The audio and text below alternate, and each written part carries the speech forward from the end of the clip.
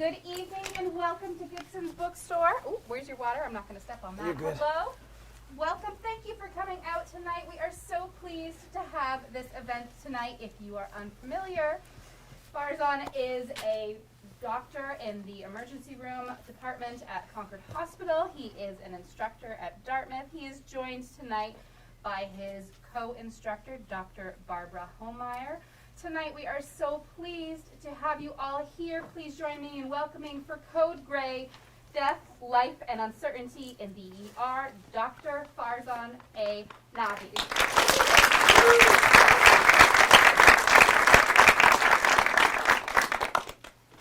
So I'm going to jump in. Perfect.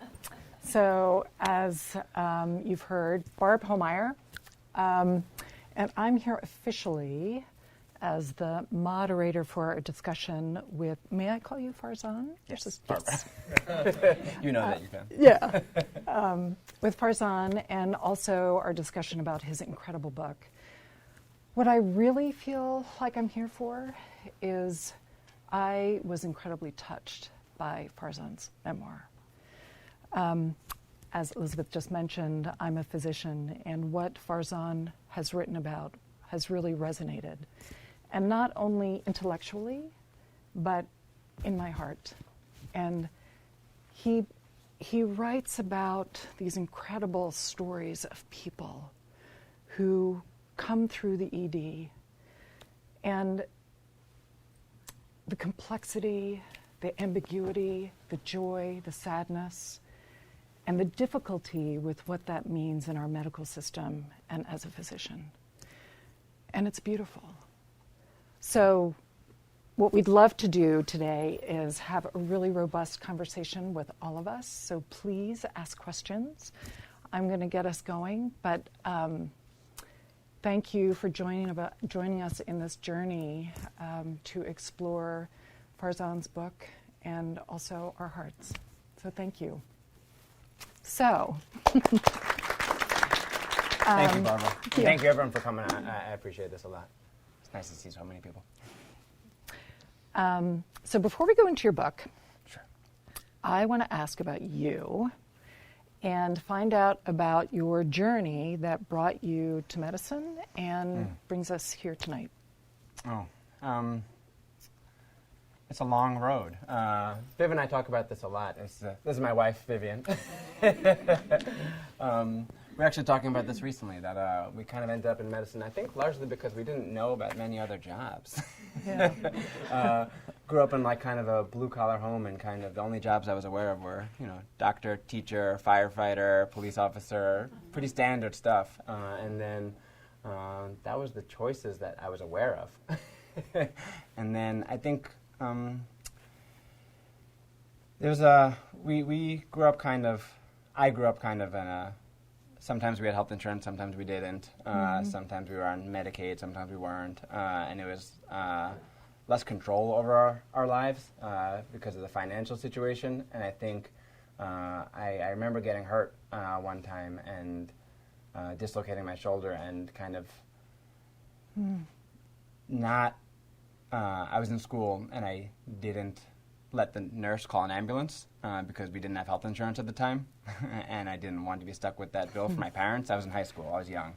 And then I remember sitting there with my shoulder out for several hours until my mom could get out of work and take me to the ER. And then I remember, like, that day I remembered I wanted to be a doctor, just have more control and not be dependent on other people.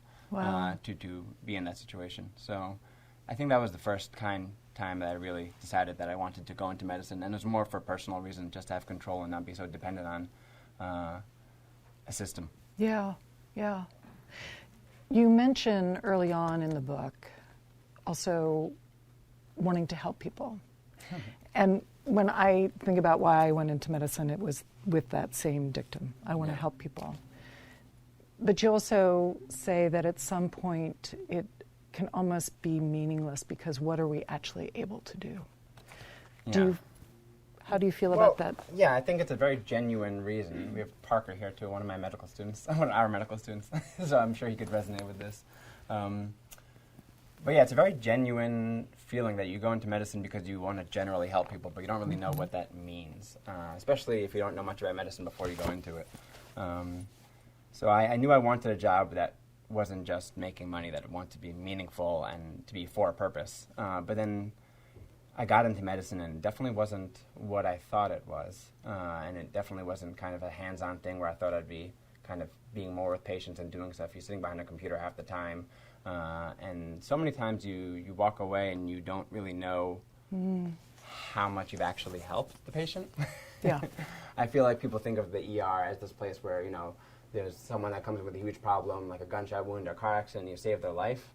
But more often than not, someone comes in with dementia, and then you do a whole workup to make sure they have nothing else going on because they wandered away from their house, and then you realize they just had dementia and nothing else was going on, and you can't solve the problem. Yeah. Or someone comes in and they have this huge car accident, and you do all this work, and then you save their life, but then they end up brain dead, and you kind of wonder, like, what did I really do here? Yeah. So that idea of helping people really just became something more to dwell on. Like you're saying, what am I really doing, and how much am I really helping? And I get it cognitively that, you know, you have to do these things because you have to make sure nothing else is going on, and you have to do these things, otherwise the person definitely would have died.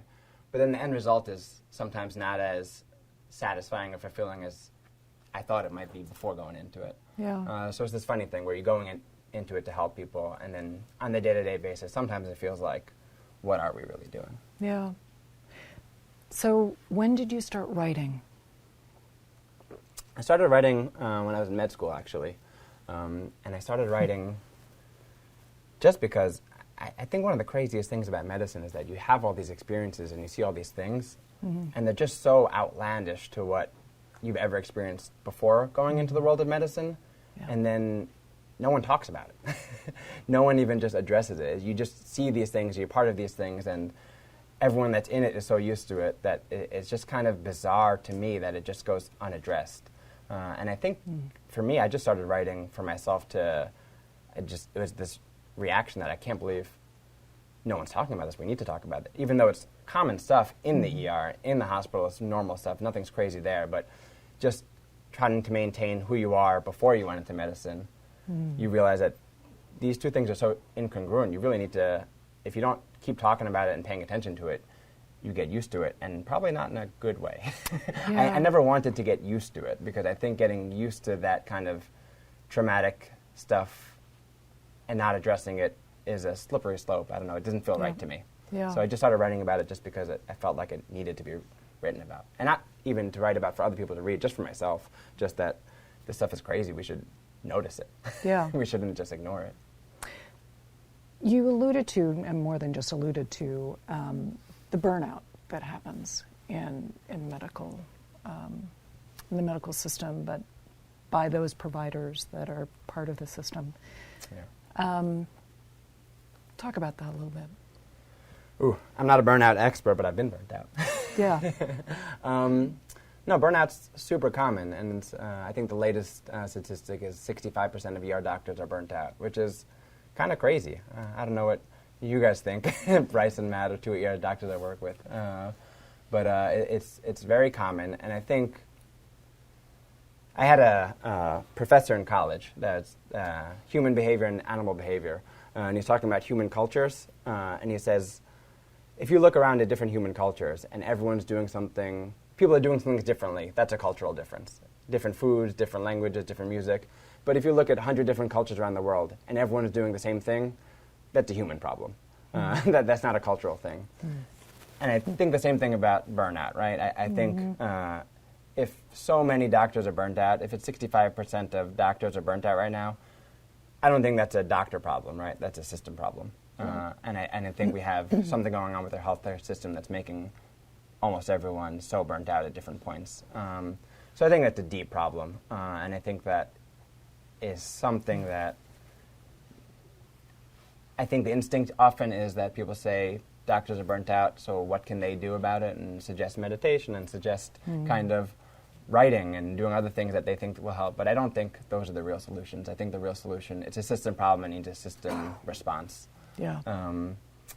And I think part of the reason so many people are burnt out is because they feel that the system doesn't support them. Yeah. And I think that's at the root of it. So it's not just the hard work, and it's not just the things that we see, but it's the hard work, the things we see, and then the institution not meeting us halfway.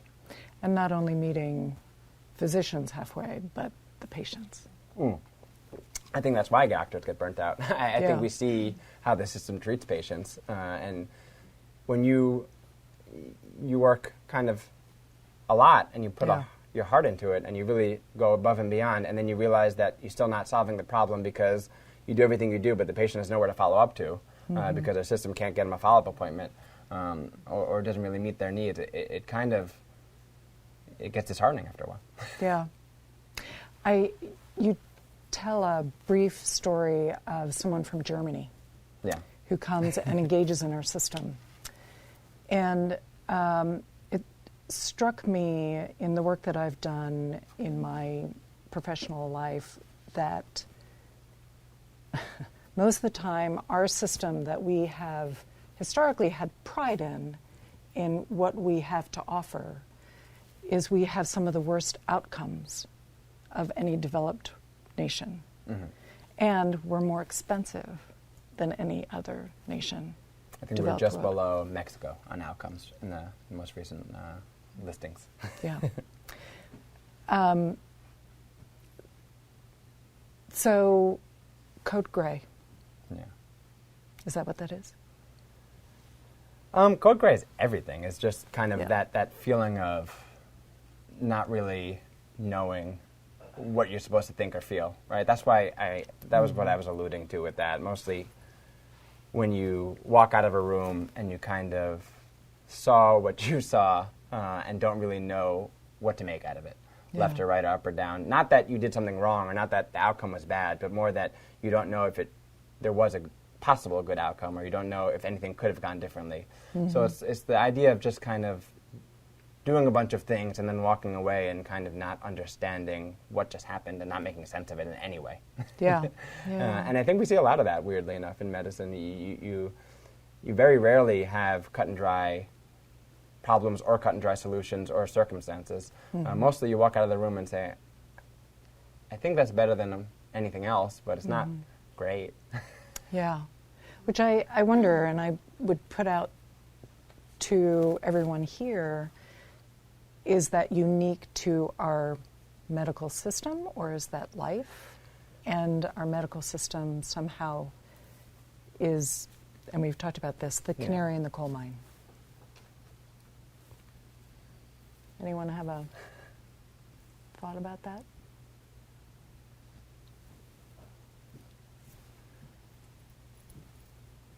I think the systems actually are a little bit easier in a weird way. I think when the system's broken, you could look at it and say, this is broken, and you could suggest a fix. So it's not as gray to me in a weird way. When the system's broken, you can say, this is the problem, and these are the things we can do to fix it. The gray areas are more kind of where there is no solution. Yeah. Where you look at a problem and you say,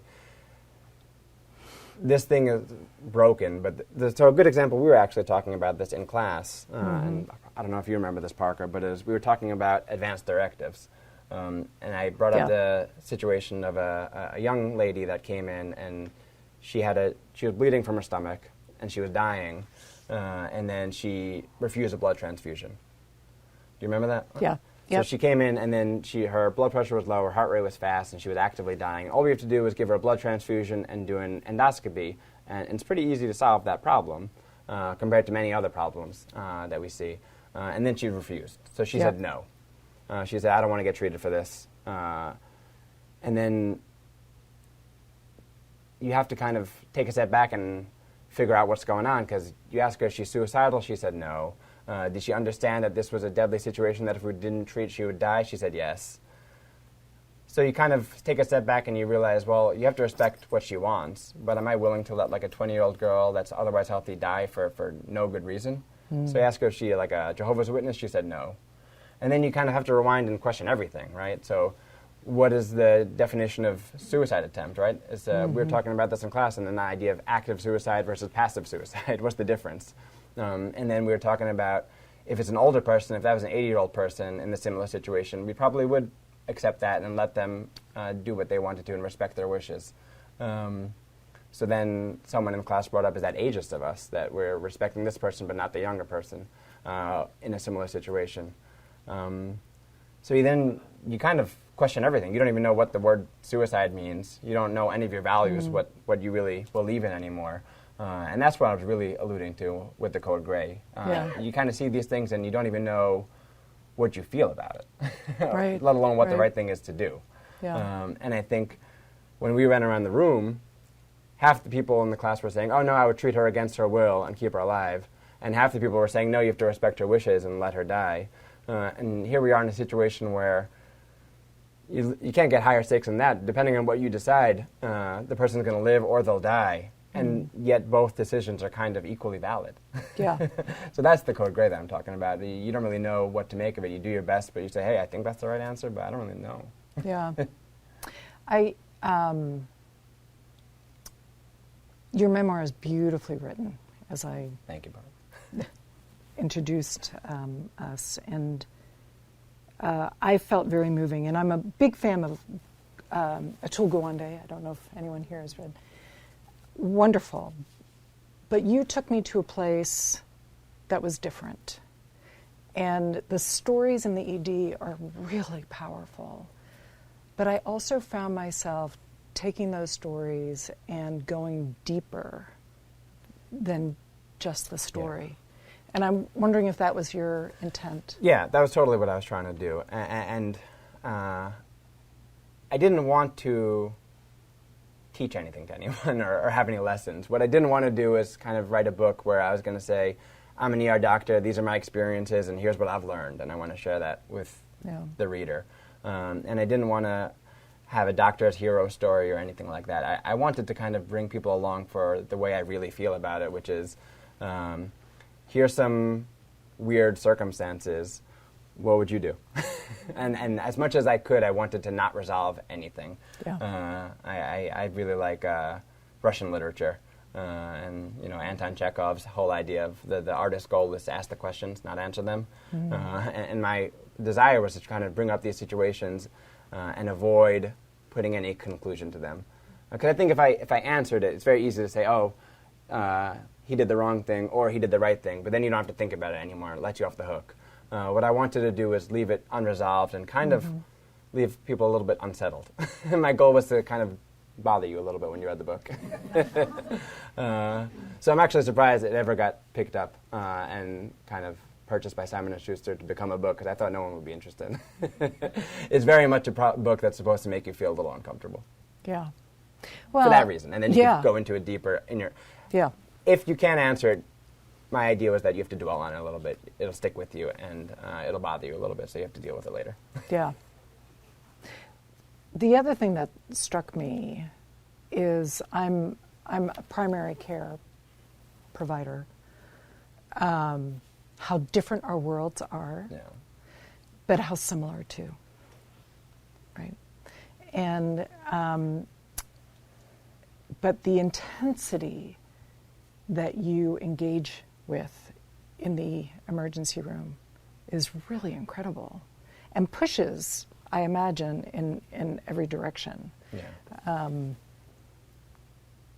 Can you speak to that a little bit? It's actually, that part's really funny, because when I was writing the book, when I would read it, I would be like, oh, this is really intense, even though it's my own experience and just writing what I lived through. And I think it became very weird, because it almost felt like I was exaggerating when I was reading it. I was like, and then I go piece by piece to what I wrote. I said, no, this is literally word for what happened. But I think we engage in a lot of code switching. I think when we're in the ER, we think about things a certain way as sort of a coping mechanism, so we don't let ourselves realize how intense it is. And I think that we wear our different hats when we're out of the ER, our regular person, human hats. And I think we don't let those cross over anymore. So what I wanted to try to do was take these ER stories, but tell them with non-ER sensibilities. And when I did that, I realized that the stories seem outlandish, but then you talk to your friends that also work in the ER, and they're so commonplace. They're the most routine stories that take place. They're actually not the stories that I wrote about in the book are not extreme stories at all. They're just day-to-day life. And for me, I had to fact-check myself to say, did this really happen? Yeah. Because it felt so intense. So I think we don't let ourselves appreciate how intense it is when we're there. And only by doing something like this, which again, to your first question of why write and all that, I think part of it was for that reason, to try to really appreciate what's actually going on. Yeah. COVID. Yeah. Talk about that a little bit. Oh, I don't know. COVID's tough. COVID made me really angry, and I regret that, but it was how I felt, so that's how I wrote about it in the book. And I didn't want to take that tone, and I'm not an angry person, but I felt like COVID just made me so angry, and I had to write about that. So that's what the intro to the book is about. It's about COVID, but I specifically made it just the intro, and I wanted to talk about non-COVID world for the rest of it on purpose, because I didn't want to talk too much about COVID. I didn't want to dwell on it. I think anything that happened during COVID can also happen anytime in terms of the experiences that we have. But I thought it would be, something would be missing if I didn't address it. You can't write a book about the ER and not talk about COVID. So I had to talk about it, but no, COVID just made me angry about how our system responded to it. And I think it just comes from my own personal relationship with our system beforehand. I always kind of find our system lacking, and it fails people routinely, and COVID just amplified that a lot. So it made me really angry. Yeah. And I think that comes through a little bit, and I wish it didn't. If I may, I just want to read a couple sentences here. Yeah. Because to me this was fascinating, and where I took your prologue was that COVID exacerbated but didn't really change our system in any way. It just took the curtain away. Yeah. We may prefer a narrative where the right course of action is clear, and what is helpful shares no border with what may cause harm. Such a narrative has never reflected the reality of my experience. An honest narrative is never a clean one. Like so many things in our lives, there was no playbook and no perfect solution. We existed, as we often do, within a series of impossible circumstances. Yeah. Which goes back to this idea of Code Gray. Do you see a future where... So I'll back up a second. So there's a chapter that Farzon talks about the puppy dog. Yeah. And I love this. And you talk about time, and we have less and less and less time with our patients. Yeah. Tell us about the puppy dog. It's a game I started playing when I first graduated residency. It's a game called Medical Degree versus Puppy Dog. And the game I played, so we used to work with scribes at the old hospital where I used to work in New York. And the scribes follow us around, and then they write down what we're saying, so that it goes into the medical chart. So you end up spending a lot of time with this person because they're following you around all day long. So we would play a game together, kind of Medical Degree versus Puppy Dog, and when we'd leave the patient's room, we'd say, who would have served this patient better, me or a puppy dog? And sometimes the puppy would win. And it goes back to that idea of my preconceived notions of what medicine was and how I was helping people. And I kind of felt like, someone comes in and they have a cold. I don't have much to offer them in the ER. And I also don't have the time to spend with them. Can't sit down and counsel them for a long time or give them what they really need.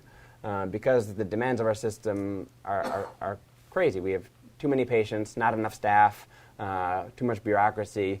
So we don't have time to give them what they really need, which is just our attention and time, because they have a cold or they might have an ankle sprain or something like that. So, we score one for the puppy dog for that one, that person would serve them better. And sometimes patients with really severe problems also do that. So if someone comes in and they have a severe disease but a chronic disease, and people with chronic diseases generally know their diseases better than I do. They lived with it for years. They know what they're doing. So they come in and they tell us what they need. I provide it, but I don't really feel like I do much. So for that kind of patient, it's not a simple problem. It's a more severe problem. But, puppy dog would win that one too. So that's the game we would play. And it was more getting at the idea of, cognitively, I get it. I get what I bring to the table. I don't think a dog would do what I do as a doctor. I get that. But it's more just like the feeling of, you do all this work and then the patients are still kind of unsatisfied, or they're not really getting what they want because we don't have the time to sit down with them.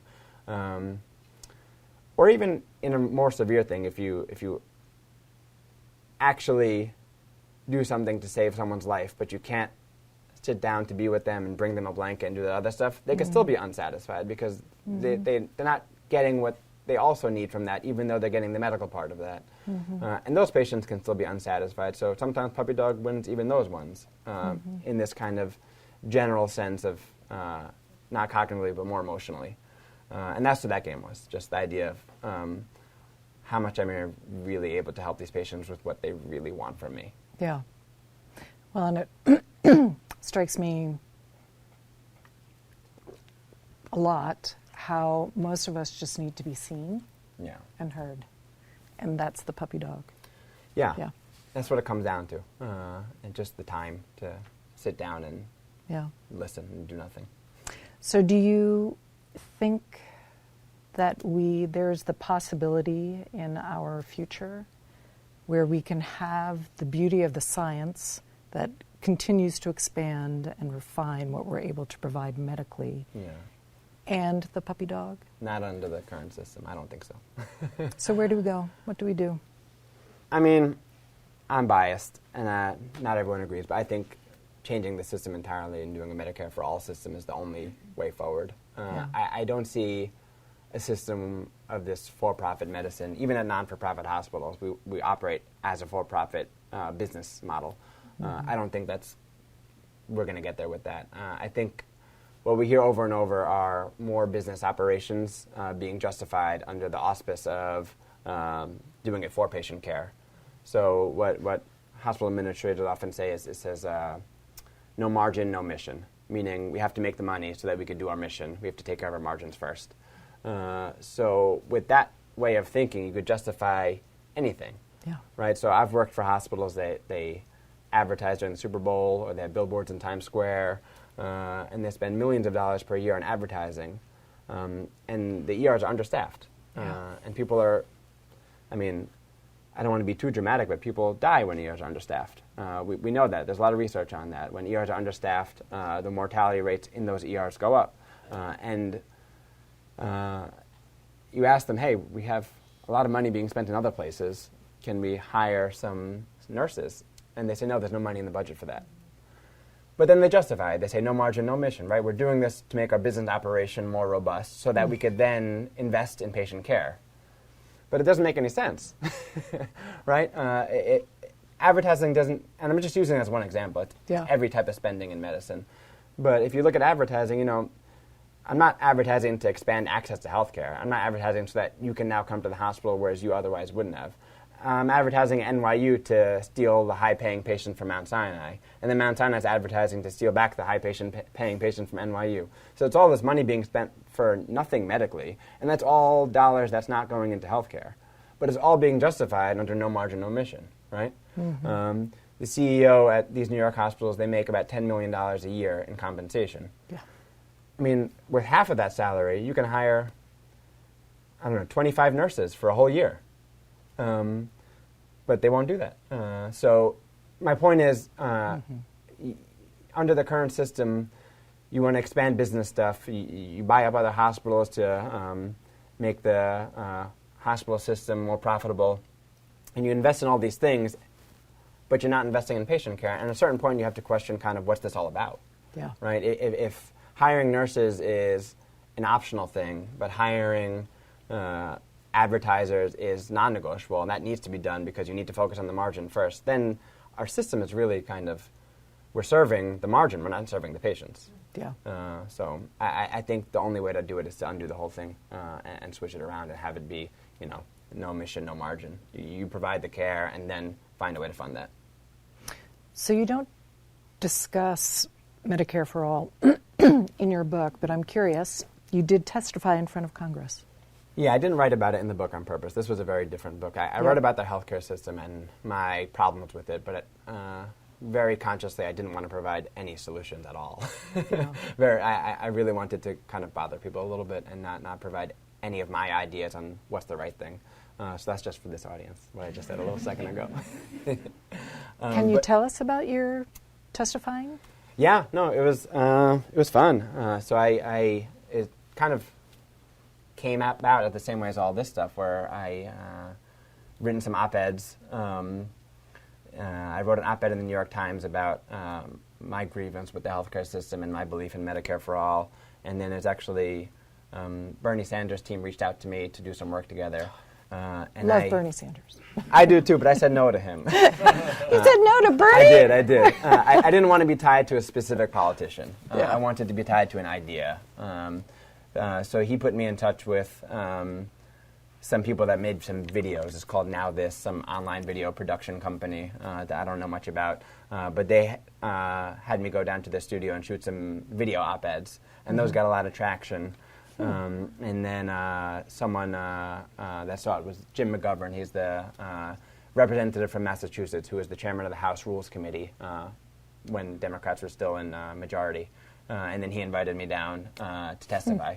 So that's how that all came about. And it all just came about because I was telling these stories that I felt like, you asked me before why, just because you feel like they need to be told. And that's how it all kind of spun out of control.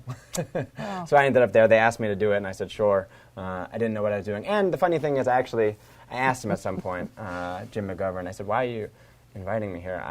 I'm not a policy person. I don't know much about this stuff. This is what I feel, and I believe it strongly. But I worked with people who are much more qualified than I am in the policy side. And I said, you got to ask Danny Lugasti, you got to ask these other people. They know what they're talking about. But he said that, we need someone to tell stories.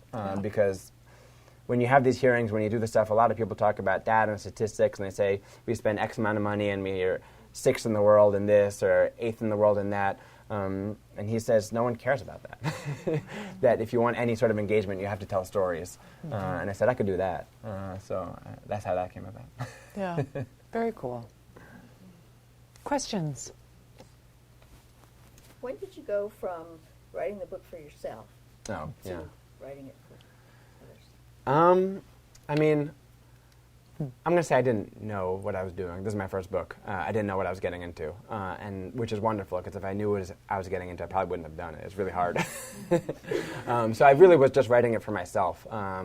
It all started one day. I was actually walking my dog, and I just had this sudden urge to write. And it was the story that became the backbone of the story, which is the story of Lola, who's in the book. And I went to the nearest doorman building, and I kind of frantically was like, I need paper. And the guy thought I was having an emergency, I think, but he gave me some paper, and I just started writing. And then it grew and grew and became this book. And then, honestly, probably when it got to around 50 pages, I was like, maybe this could be a book, but I didn't really take that seriously. And I didn't really know what that would mean to try to make it into a book. So I just kept writing. And then when I was done, I was like, let me see what I could do with it. And if nothing else, I have a very sophisticated diary that I could keep for myself. And then I didn't know what I was getting into, so I thought I had to, just email Simon & Schuster's, hey, you want a book? But it's a lot more complicated than that. But no, I probably finished the whole book before I took the idea of it becoming a book seriously. Which is also makes me very nervous, because the book is very personal. And I don't know if I would have shared as much or been as honest if I knew it was going to be a book, which I think makes it better in a lot of ways, but it makes me much more nervous in these sorts of settings when I'm sharing all this, because it's very honest and it's very personal. Hey, Farzon. Hey, Rice. Did you start with some of these stories back from medical school, or more as a resident, or more as an attending, or all three? Because I think you look at patients, you look at the system, you look at all that. Yeah. A lot of that sort of evolves as you grow. That's right. Yeah, Bryce is one of the ER doctors I work with, so he knows that very well. I started writing just of this one experience I had when I was an attending. But then I did draw on from experiences from all over the place. And it's kind of striking. I didn't realize that I remembered some of these stories. So I did include 2 stories, I think, from med school, which is 14, 15 years ago when did I start med school? Yeah, 15 years ago. Okay. I thought that was an exaggeration. No, so I'd pull back from those stories, and then you realize how much of it you remember. You think you forgot them, or you don't even... If someone asked me about a story, I would say, I don't know what you're talking about. But once you get prompted and once it starts coming out, you remember all the details, which is kind of startling. And I think, to me, it just shows how much we experience these things and kind of don't acknowledge them or suppress them in some way, because they're there. All the details are still there. But I think what I was talking about before is kind of bringing the regular sensibilities into it. And I actually think in a lot of ways, if you bring that sensibility and not your attending physician sensibility when you look at these stories, I don't think it changes all that much. I try to bring that sensibility that I had when I was a first-day medical student into all these stories, because I think it puts them in a different context, and it's kind of this code switching where it makes them much more interesting, even if it makes them feel more dramatic.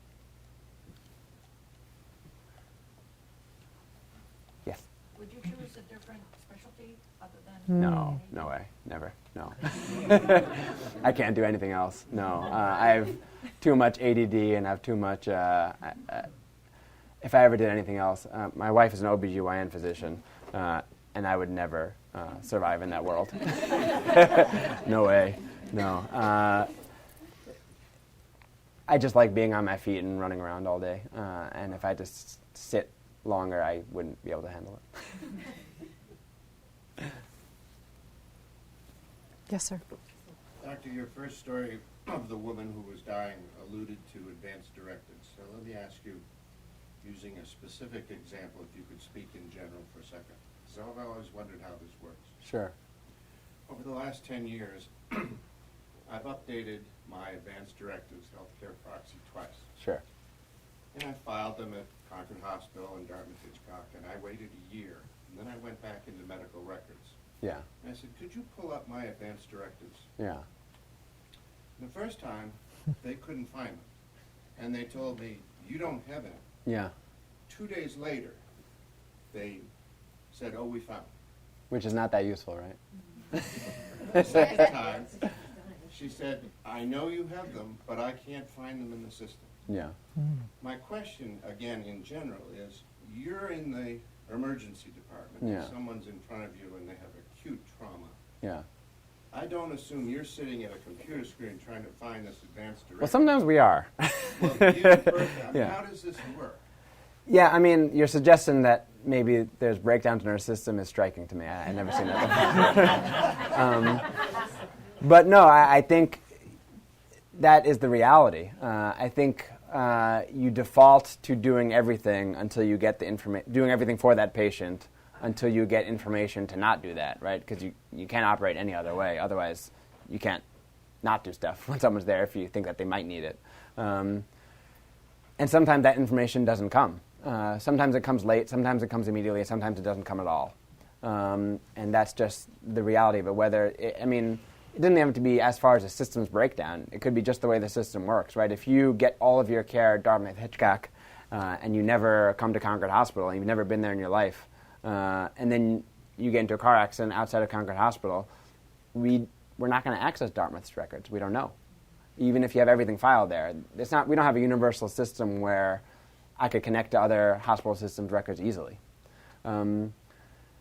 So we do everything and we rely on, we have a great team here at Concord. Our nurses are wonderful. The rest of our staff is really great, and they'll look stuff up and do stuff while we're doing the medical work too. And they'll bring it over if you need it, or they'll call the family member sometimes, and the family members will say, hey, this patient does have an advance directive, it's filed at this hospital, or this is what they would want. And then it becomes a funny situation because, you have to choose how much you're going to listen to that. Because if it's not on record, and then you can imagine someone has 4 children, and 4 children have different beliefs on what they should do, and the person says, no, that person doesn't want to be resuscitated, but then the other child would have wanted that, and then you let that person die, then you're in a tricky situation. That's one of the things I actually like working here the most compared to New York. People are generally agreeable and nice here. And you could have a conversation about that. Whereas I think in New York, everything would be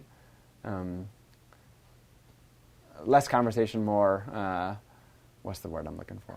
Confrontation. Thank you, Jerry. Yeah, but there's no good answer to that. Yeah, it's just I wish we had a better system, but we don't. Yes, ma'am. First of all, I just want to thank all the doctors in the room. Whatever your specialty is, thanks for showing up every day. But I have not read your book yet. I'm looking forward to it. But what attracted me to it was I had read Atul Gawan's Being Mortal, and then I apologize to the author that I don't remember her name, but That Last Good Night, talking about, palliative care.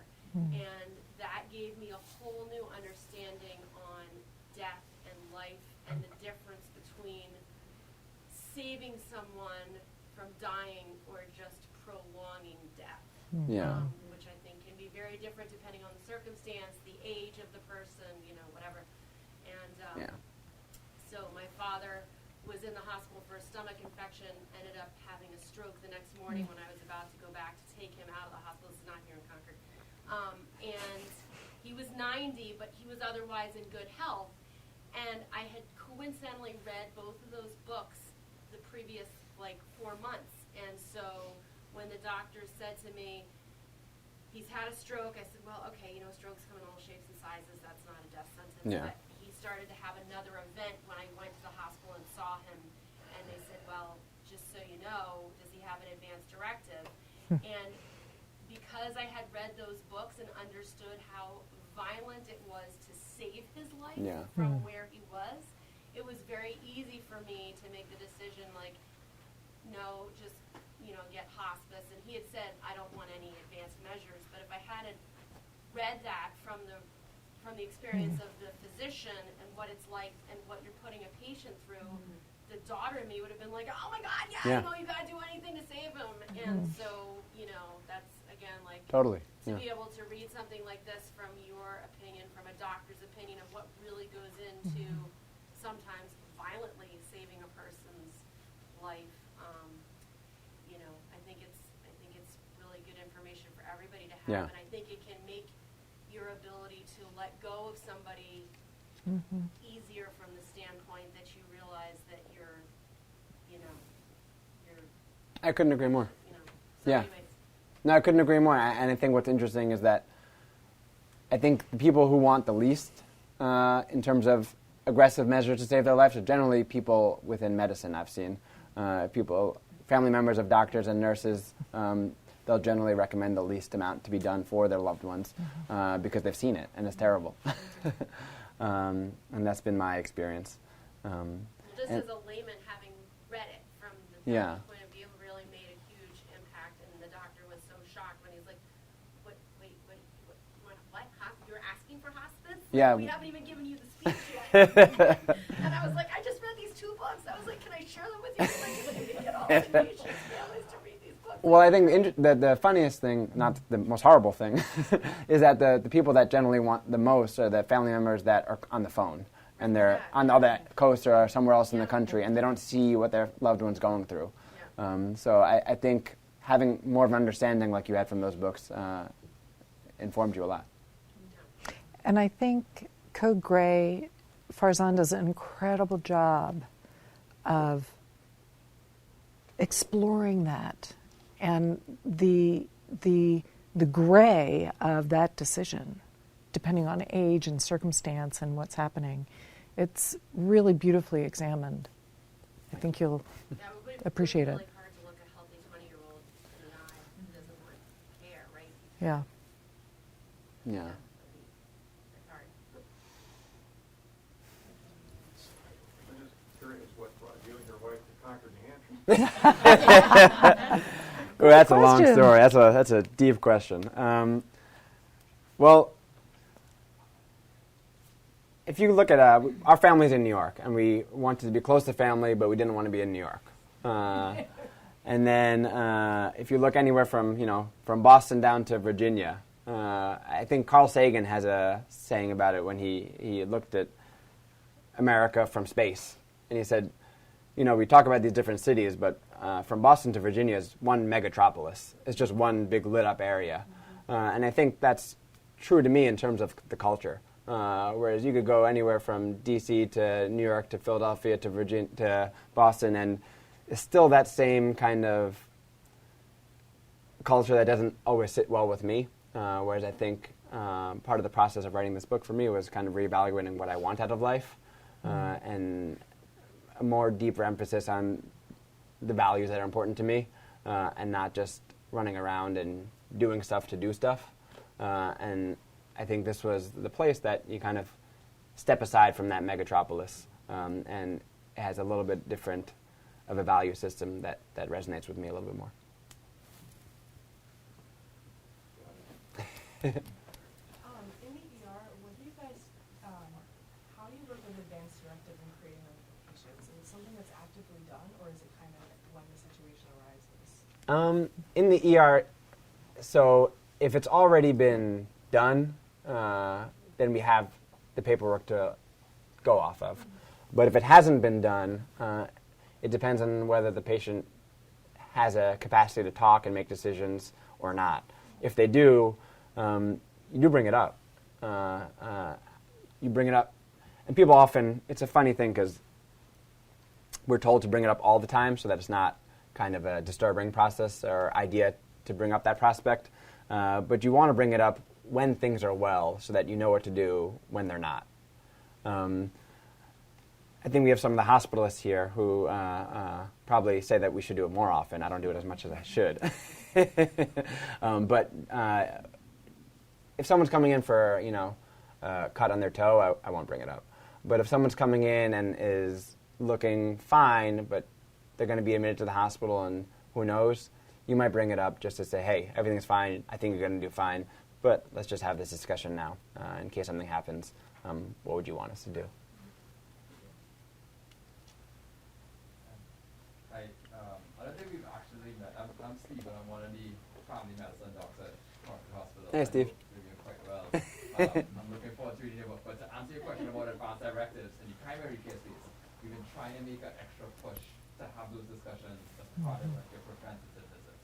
So when you come in for your physical, it becomes a normalization. Hey, by the way, if you couldn't make medical decisions for yourself, who would be that person for you? Sometimes it's kind of hard to get people to sign a DPOA or or kind of forms and stuff like that, but at least documenting something to help out your colleagues.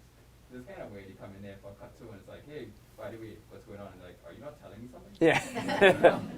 Yeah, so that's kind of how we're trying to work in the system. It's a big push that we're trying. That'd be great. Yeah, I don't love having the conversations. So it'd be great to have it set up. Well, and I think it's a societal, we don't in our society address death in a way that is comfortable. And I know in my time of teaching medical students, it's something that we've tried to bring up so that they become more comfortable, and maybe that will have a ripple effect. But ultimately, it's sort of a societal miss. Yeah, I'm sorry. The question. Ask, thank you for going and testifying. That sounds great. Sure. Which reminded me of New Hampshire laws. Are you often having to look up laws here to make sure you don't break them in the ER? No one tells you stuff ahead of time. You have to figure it out, which is kind of crazy because you have to follow the law, but I have no idea what I was getting into, and they're different than New York sometimes. Right. There's some stuff that we talked about when we first got here about the, what was the example? There's kind of, from the OB/GYN perspective, there's a few things that are related to contraceptive care and kind of sexual health that are not the same in New York State as they are here in New Hampshire. Yeah. All right. And would you consider testifying here? Oh yeah, sure. I'd love to give my opinion on stuff. And